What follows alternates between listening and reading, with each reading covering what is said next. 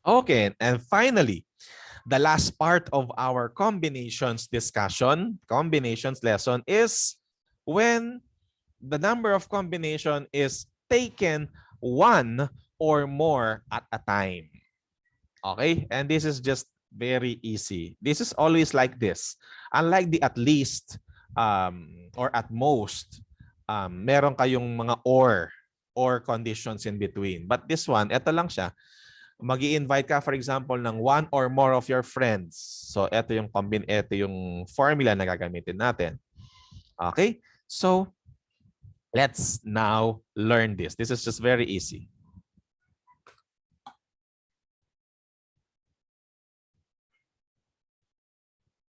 Yan. Here.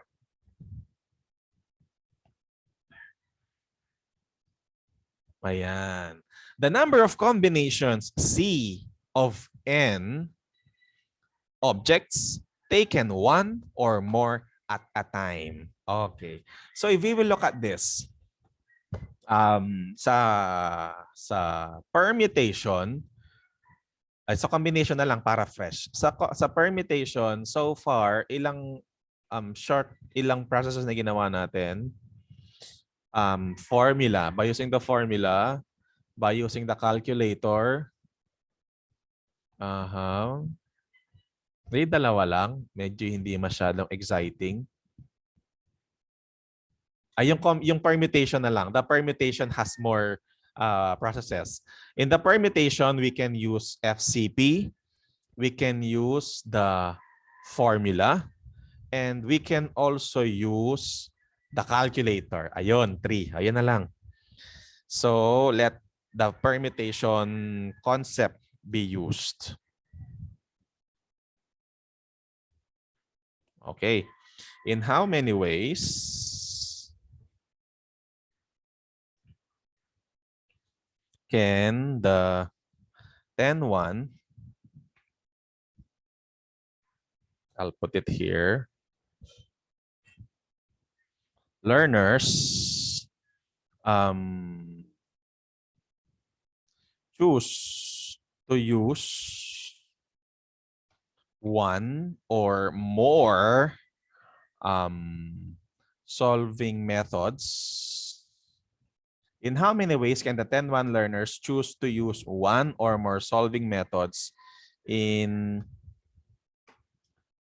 one or more methods na lang para hindi nakakapagod basahin yung solving? In how many ways can the 10-1 learners choose to use one or more methods in solving one or more of the 3 methods in solving permutation problems? Ayan. So let this be our problem for this type of combination. In how many ways can the 10-1 learners choose to use one or more of the 3 methods in solving permutation problems? When does this usually happen? Usually, for example, actually, by just using one method, you can already solve the problem. But there are learners who wish to solve the problem using 2 methods to verify if the answers are correct. And there are also some learners who choose to use the 3 methods para masigurado na tama talaga yung mga computations na nagawa niya. So ganun yung konteksto ng process na to. And since we are talking about combination, we need not to worry about the number of the kind of methods that are used. Basta kung dalawang methods ang ginamit mo, wala kang pakialam kung first or second or first or third ang ginamit mo. Basta dalawang combination ang ginawa mo. That's just counted as one. Do you remember? Can you get the process, the idea behind this kind of problem taken one more at a time? So that's how we solve this. So let's do this. In how many ways can the 10-1 learners choose to use one or more? Basta yung one or more, this is the key word for this type of combination. One or more. Sabihin, isa or more. Mas marami na gagamitin. One or more of the 3 methods in solving permutation problem. So how will we do that? We'll just simply use this formula. C is equal to 2 raised to n minus 1. Huwag na kayong hihingi ng shortcut para kasi shortcut na to. Okay?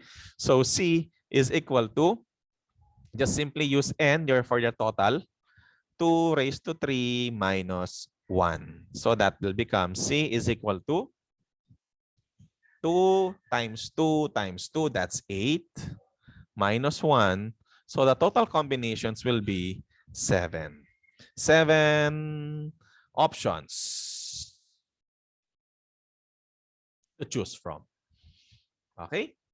So meron kang 7 iba't ibang ways on how to solve permutation problems using 3 methods kung paano mo gusto mag-verify.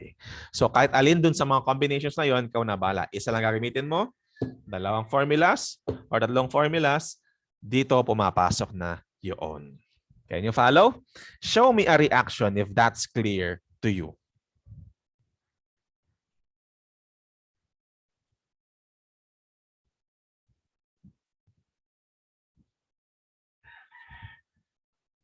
Okay, very good. Thank you so much. Okay, so with that,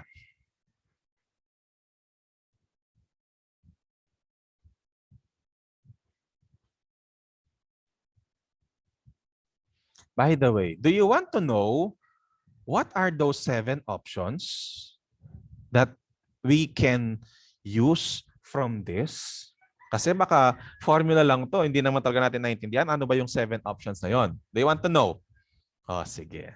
So going back to our FCB, this is just for us to enrich our learning. Okay? Ano ba ibig sabihin ng 7 options na to? Okay. So 1 or more. Ano ba yung mga methods na ginagamit natin sa permutation? We have the FCP. Alam niyo yun, yung nagmo-multiply tayong ganon. Okay, can you remember that? Yung shortcut ng permutation. Another is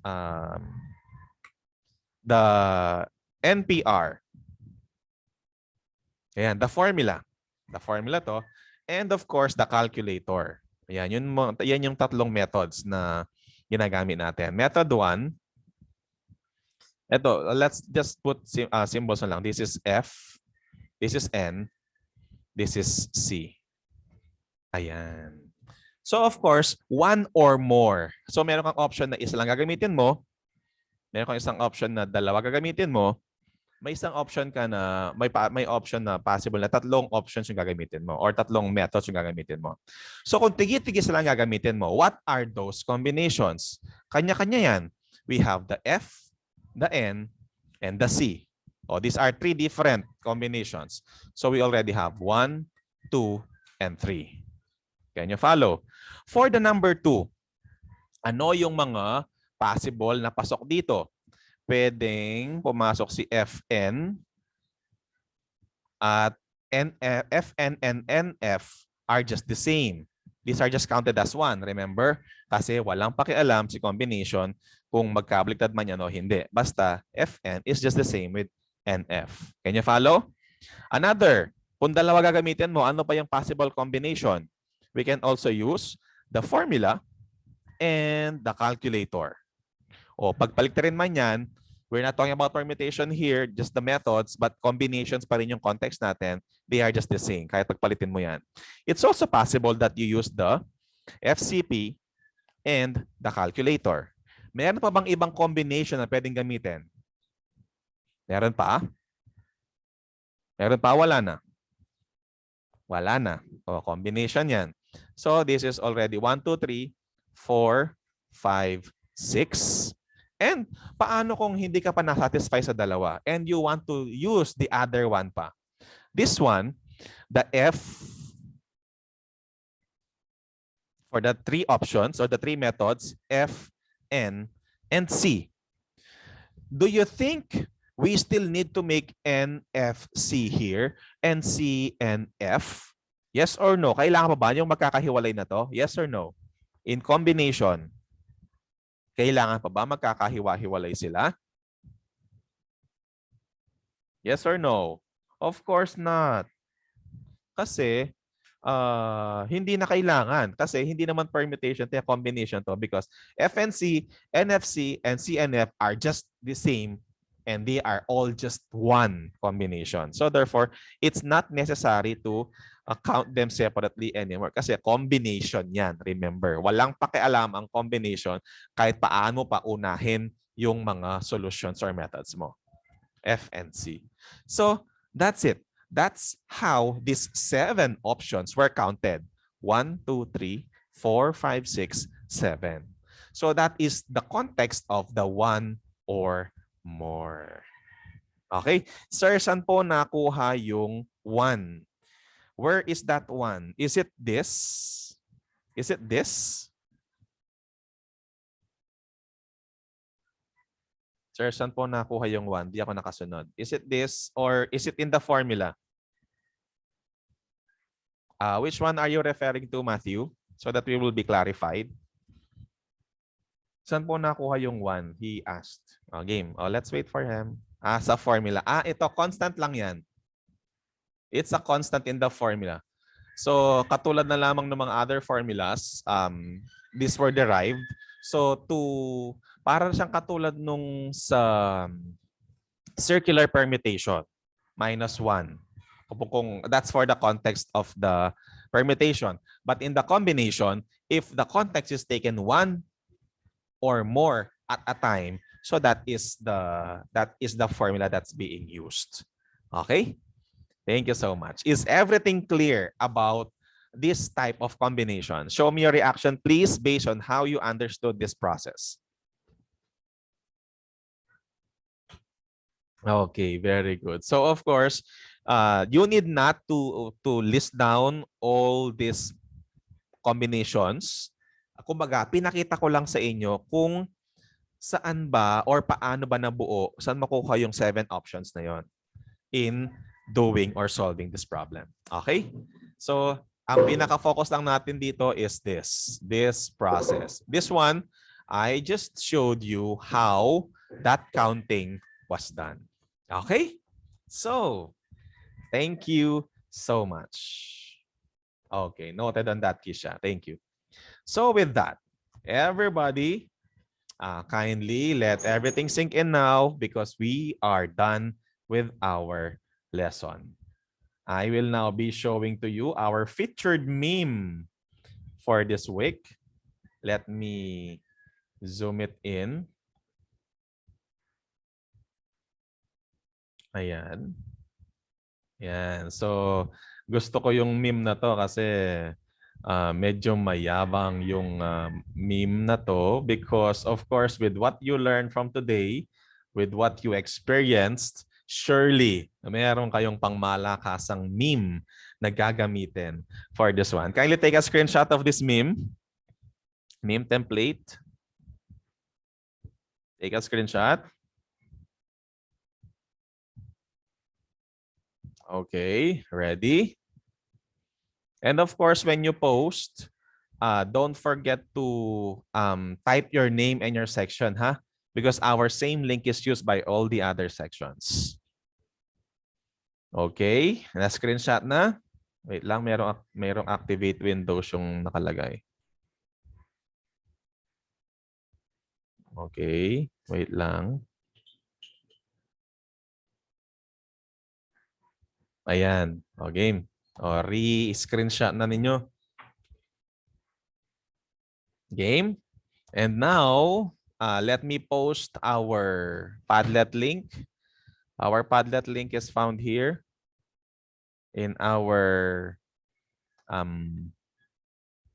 Aral links. But of course, I will copy it and post it in our chat box. Ayan. So therefore, ayan.